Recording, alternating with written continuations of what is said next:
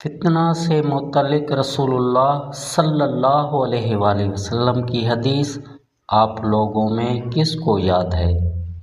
حذیفہ رضی اللہ عنہ نے بیان کیا کہ میں نے کہا میں اس طرح یاد رکھتا ہوں جس طرح نبی اکرم صلی اللہ علیہ وآلہ وسلم نے اس کو بیان فرمایا تھا۔ اس پر حضرت عمر رضی اللہ عنہ نے فرمایا کہ تمہیں اس کی بیان پر جرأت ہے۔ اچھا تو آن حضرت صلی اللہ علیہ وآلہ وسلم نے فتنوں کے بارے میں کیا فرمایا تھا؟ میں نے کہا کہ آپ نے فرمایا تھا انسان کی آزمائش فتنہ اس کے خاندان، اولاد اور پڑوسیوں میں ہوتی ہے، اور نماز، صدقہ اور اچھی باتوں کے لیے لوگوں کو حکم کرنا اور بری باتوں سے منع کرنا اس فتنے کا کفارہ بن جاتی ہے۔ امش نے کہا ابو دائل بھی یوں کہتے تھے، نماز اور صدقہ اور اچھی باتوں کا حکم دینا، بری بات سے روکنا، یہ اس فتنے کو مٹا دینے والے نیک کام ہیں۔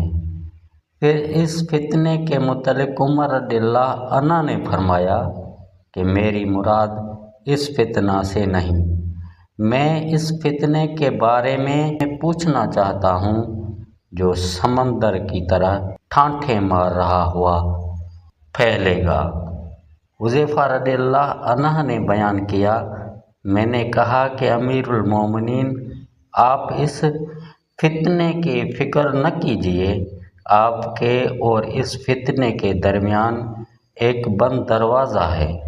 عمر رضی اللہ عنہ نے پوچھا کہ وہ دروازہ توڑ دیا جائے گا یا صرف کھولا جائے گا؟ انہوں نے بتلایا نہیں، بلکہ وہ دروازہ توڑ دیا جائے گا۔ اس پر عمر رضی اللہ عنہ نے فرمایا کہ جب دروازہ توڑ دیا جائے گا تو پھر کبھی بھی بند نہ ہو سکے گا۔ ابو دائل نے کہا کہ ہاں، پھر ہم رعب کی وجہ سے حذیفہ رضی اللہ عنہ سے یہ نہ پوچھ سکے کہ وہ دروازہ کون ہے، اس لیے ہم نے مسروق سے کہا کہ تم پوچھو۔ انہوں نے کہا کہ مسروق رحمۃ اللہ علیہ نے پوچھا تو حذیفہ رضی اللہ عنہ نے فرمایا کہ دروازہ سے مراد خود حضرت عمر رضی اللہ عنہ ہی تھے۔ ہم نے پھر پوچھا تو کیا عمر رضی اللہ عنہ جانتے تھے کہ آپ کی مراد کون تھی؟ انہوں نے کہا ہاں، جیسے دن کے بعد رات کے آنے کو جانتے ہیں، اور یہ اس لیے کہ میں نے جو حدیث بیان کی وہ غلط نہیں تھی۔